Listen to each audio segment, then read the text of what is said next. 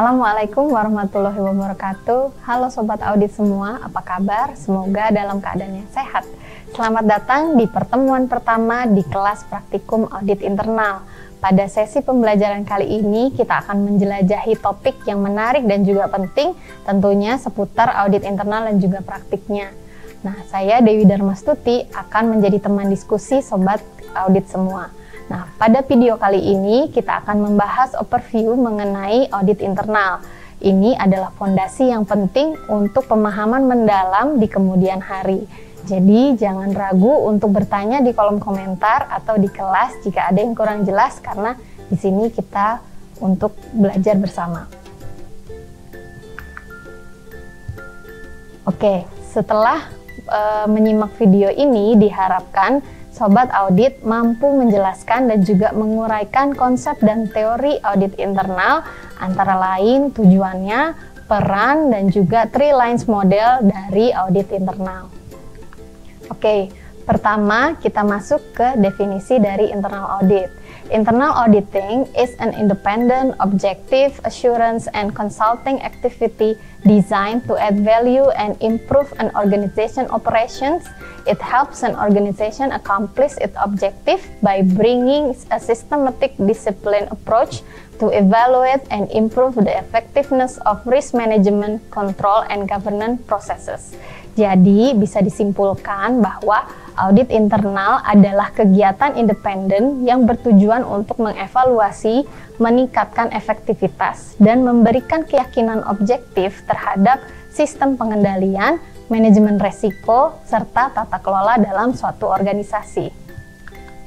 Selanjutnya, kita bahas nilai atau manfaat dari audit internal.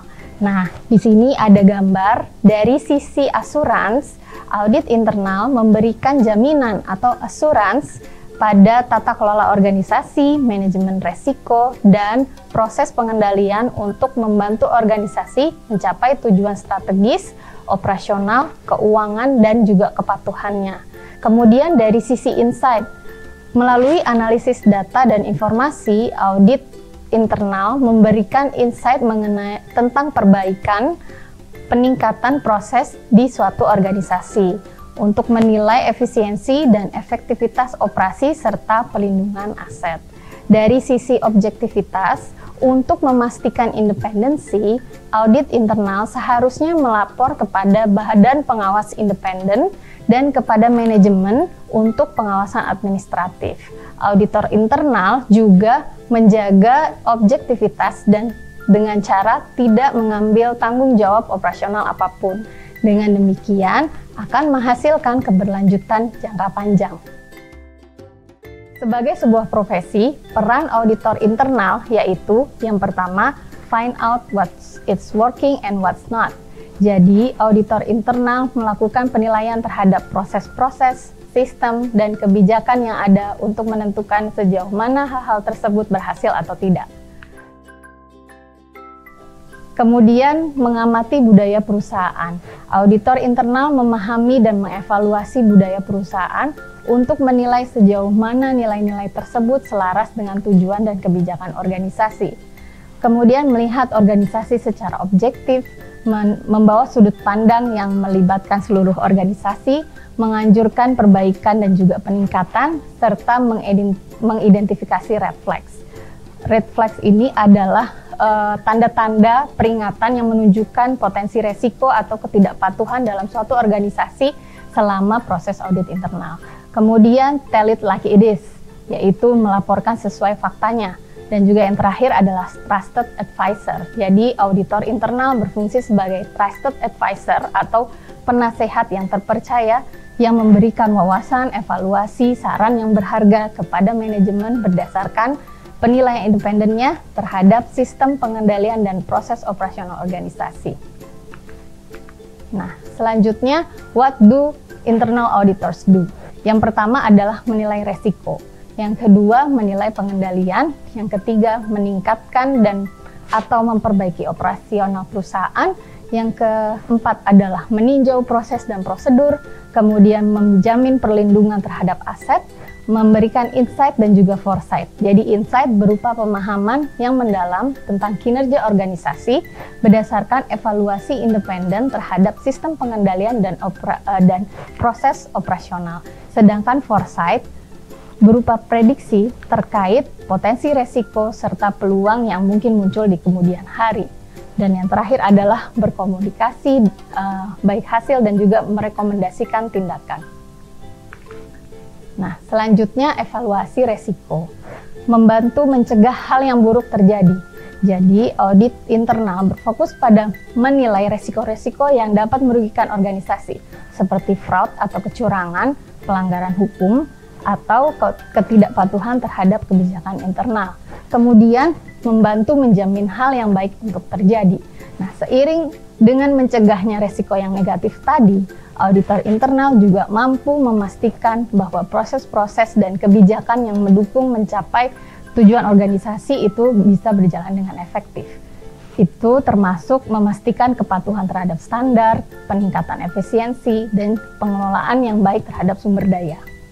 Kemudian yang terakhir adalah membantu manajemen dalam memahami apakah resiko tersebut, di mana resiko tersebut berada, apakah resiko tersebut sepadan untuk diambil.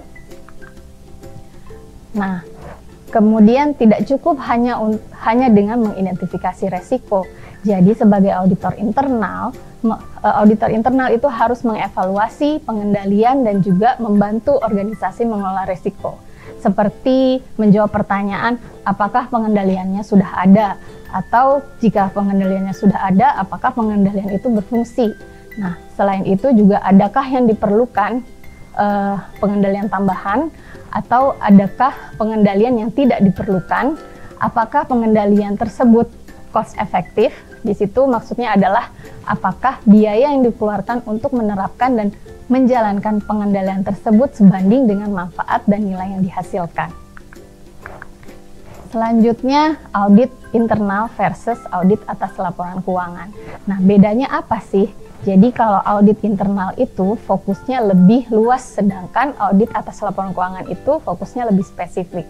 Audit internal itu berfokus kepada keakuratan dari laporan keuangan, efisiensi dan efektivitas, pencapaian tujuan organisasi, kepatuhan terhadap regulasi, dan juga pengamanan aset. Sedangkan audit eksternal atau audit atas laporan keuangan itu berfokus pada akurasi laporan keuangan, keberlangsungan hidup atau going concern, mereview data historis dan kepatuhan namun terhadap standar akuntansi dan juga regulasi lainnya. Nah, auditor internal tidak hanya membutuhkan pemahaman mendalam tentang akuntansi, tetapi juga perlu memiliki pemahaman yang luas tentang proses bisnisnya, teknologi informasi, resiko, tidak menutup ke bidang kepatuhan hukum, dan juga aspek-aspek lainnya yang ada di organisasi. Meskipun independen dari kegiatan yang diaudit, auditor internal merupakan bagian integral dari organisasi yang memberikan pemantauan dan penilaian berkelanjutan terhadap semua kegiatan. Nah, sebaliknya, auditor eksternal independen dari organisasinya dan memberikan opini terhadap laporan keuangan. Pekerjaan auditor internal dan eksternal sebaiknya dikoordinasikan untuk mencapai efektivitas dan efisiensi yang optimal. Selanjutnya adalah Three Lines Model. Nah, audit internal ini sangat erat dengan yang namanya Three Lines Model. Model ini membedakan di antara 3 kelompok yang terlibat dalam manajemen resiko, yaitu yang pertama, fungsi-fungsi yang memiliki dan mengelola resikonya. Kemudian yang kedua, fungsi-fungsi yang mengawasi resiko. Yang ketiga, fungsi-fungsi yang memberikan jaminan independen. Nah, barisan pertama atau first line ini adalah kelompok yang terdiri dari fungsi operasional dan atau bisnis yang secara langsung terlibat dalam merencanakan, melaksanakan, dan mengendalikan kegiatan sehari-hari. Jadi tugas utama mereka adalah memiliki dan mengelola resiko yang muncul dalam kegiatan operasional mereka. Sedangkan yang baris pertahanan kedua atau second line, nah, kelompok ini mencakup fungsi-fungsi yang memiliki peran pengawasan atau supervisi atau resiko-resiko yang diidentifikasi dan dikelola oleh barisan pertahanan pertama atau first line. Nah, tugas mereka melibatkan pengawasan, perumusan kebijakan, dan mendukung barisan pertahanan pertama atau first line untuk memastikan bahwa resiko diidentifikasi dan dikelola secara efektif. Nah, untuk barisan pertahanan yang ketiga atau third line, kelompok ini terdiri dari fungsi audit internal yang memberikan jaminan independen terhadap efektivitas sistem pengendalian dan manajemen resiko. Auditor internal berada di luar operasional harian dan memiliki tanggung jawab untuk mengevaluasi apakah first line dan second line berfungsi sesuai dengan harapan. Nah, informasi lebih detail bisa kalian cari di sumber referensi berikut ini. Setelah kalian melihat materi-materi yang tadi sudah dijelaskan, silakan cari referensi lainnya di luar dari materi yang diberikan pada video kali ini ya. Sampai ketemu di pertemuan berikutnya. Wassalamualaikum warahmatullahi wabarakatuh.